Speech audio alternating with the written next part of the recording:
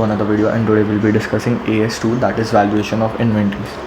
So in this we'll be looking at the amount that comes in the balance sheet. Inventory का जो amount आता है closing stock और opening stock का, वो कैसे वैल्यू होता है वो हम ये AS में डिस्कस करने वाले हैं. AS2 does not apply to work in progress of construction contracts, क्योंकि इसके लिए हमारे पास AS7 है. Work in progress of service providers, financial instruments and investment in livestock, agricultural produce and forest products and mineral oil. ये जो the part है that is investment in livestock, agricultural and forest produce and mineral oil, आप ये लोग इन AS में पढ़ने वाले हो. Inventories include raw material, work in progress and finish goods, ये सबको पता है. यूनिक सिचुएशन में अगर कोई कमर्शियल प्रॉपर्टी इन्वेंट्री को तरह होल्ड कर सकता है, प्रॉपर्टी डीलर कमर्शियल प्रॉपर्टीज़ को एज अ इन्वेंट्री रख सकता है. जो कंपनी सॉफ्टवेयर मैन्युफैक्चर कर रही है और ट्रेड कर रही है उसके लिए सॉफ्टवेयर एक इन्वेंट्री है. And this is an important point.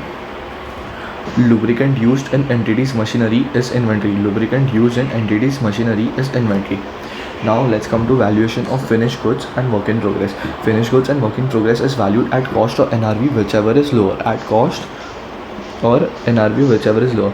We have been listening to this line since like 11th standard. तो अभी हम लोग इसमें cost और NRV दोनों को अलग अलग कैसे कैलकुलेट करते हैं वो देखेंगे. How do we calculate NRV? NRV is equal to estimated selling price minus estimated cost of completion minus cost necessary to make the sale. इसका एग्जाम्पल है सेलिंग एक्सपेंसेस, ठीक है, या फिर sales commission. So repeat with me. Finished goods and WIP is valued at cost or NRV, whichever is lower. How do we calculate NRV? NRV is equal to estimated selling price minus cost of completion minus cost necessary to make sale.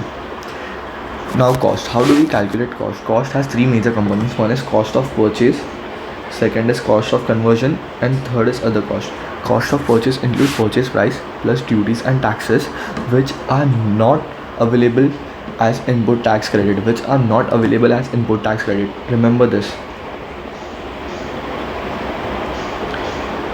What does cost of purchase include? Cost of purchase include purchase price plus duties and taxes which do not have input tax credit available. Freight inward, insurance inward, directly attributable cost, less trade discount and rebate.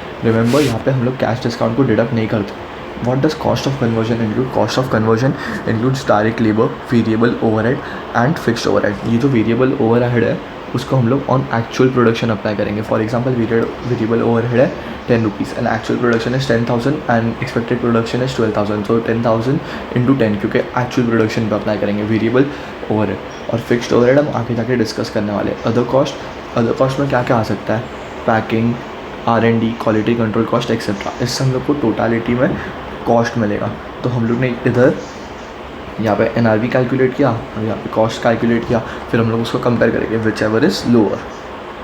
Now comes fixed overhead. Fixed overhead को हम लोग per unit basis पे कैसे लिखेंगे? वो बहुत actually costing के fundamentals के अगेंस्ट है. फिक्स्ड ओवरहेड को कभी हम लोग पर यूनिट के बेसिस पे नहीं लिखते, but fixed overhead per unit is equal to fixed overhead divided by expected production or actual production whichever is higher, divided by expected production or actual production whichever is higher. So fixed overhead per unit is equal to fixed overhead divided by expected production or actual production whichever is higher. So FOH is divided by expected that is normal, or actual production whichever is higher. Now let's see what costs are not included in inventories. What costs are not included in inventories? One is borrowing cost, S&D, storage cost. But storage cost unless necessary for production. अगर storage cost production के लिए necessary है, there is something which is like easily perishable और उसके लिए कुछ storage cost करना ज़रूरी है, तो वो हम लोग include करेंगे इन्वेंट्री में. So storage cost unless word पे फोकस करना, unless necessary for production. Admin cost other than to bring the inventory to location and abnormal waste. अगर कोई admin cost that is tablet, freight है, ये सब हम लोग ने इनकर किया इन्वेंट्री को जस्ट एक लोकेशन पे लाने के लिए, तो वो हम लोग इंक्लूड करेंगे. Then Valuation of raw material. Valuation of raw material highly depends upon the finished goods. If finished goods का net realizable value cost से ज़्यादा है, finished goods का net realizable value cost से ज़्यादा है, तो हम लोग raw material को cost पे value करेंगे. बट अगर finished goods का नेट रियलाइजेबल वैल्यू कॉस्ट से कम है, मतलब हम लोग को जो आगे जाके एक्सपेक्टेड सेल है वो कम दिख रहा है, तो हम लोग प्रिकॉशन लेंगे. कैसे लेंगे हम लोग प्रिकॉशन? हम लोग रॉ मटेरियल को कॉस्ट या फिर replacement cost which ever is lower पे वैल्यू करेंगे. So if NRV is more than cost of finished good, then value at cost. And if NRV is less than cost of finished goods, तो precautionary mode पे जाना है, that is cost और replacement cost whichever is lower. ठीक है. अभी आता है joint product and by product. Joint product में हम लोग ने जॉइंट प्रोडक्ट और बाय प्रोडक्ट जॉइंट प्रोडक्ट और बाय प्रोडक्ट कॉस्टिंग में सीखा है. हम लोग एलोकेट करेंगे cost between them using ratio. कौन सा रेशो यूज़ करेंगे? Sales value at split off sales value of final product या फिर sales value of final product minus further processing cost. और by product is always valued at NRV.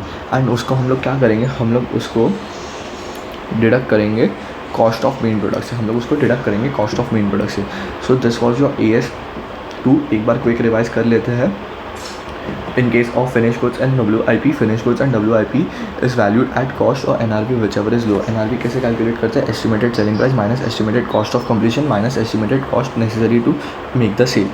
Cost को कैसे calculate करेंगे? Cost of purchase plus cost of conversion plus other cost. Cost of purchase में आता है purchase price, duties and taxes जिसका tax credit available नहीं है. उसके बाद freight inward, insurance inward, DAC minus स्टेट discount and rebate. Cash discount नहीं आता है. Cost of conversion includes direct labour, variable overhead which are always applied on actual production. Fixed overhead हम लोग कैसे करते हैं? Fixed overhead is nothing. Fixed overhead per unit is equal to fixed overhead divided by expected output or actual output whichever is higher. And other cost include packing, R&D, etc. Valuation of raw material if NRV is more than cost, it means that हम लोग को आगे जाके profit होने वाला है, तो हम लोग प्रिकॉशनरी मोड में नहीं जाएंगे, हम लोग उसको एट कॉस्ट रिकॉर्ड करेंगे. And if NRV is less than cost, मतलब आगे जाके प्रॉफिट नहीं होने वाला है, तो हम लोग प्रिकॉशनरी मोड पे चले जाएंगे और कॉस्ट और replacement cost whichever is lower पे रिकॉर्ड करेंगे.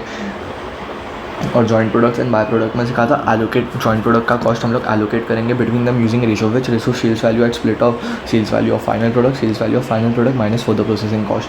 और बाय प्रोडक्ट में ऑलवेज मेजर्ड एट NRV, और वो जो हम लोग को बाय प्रोडक्ट का मिलेगा हम लोग उसको डिडक्ट करेंगे मेन प्रोडक्ट में से.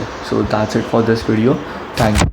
Please like, share and subscribe to my channel and ring the notification bell too. And in order to obtain the notes and PDF and study material, join my Telegram channel, Kalidas Academy of CA.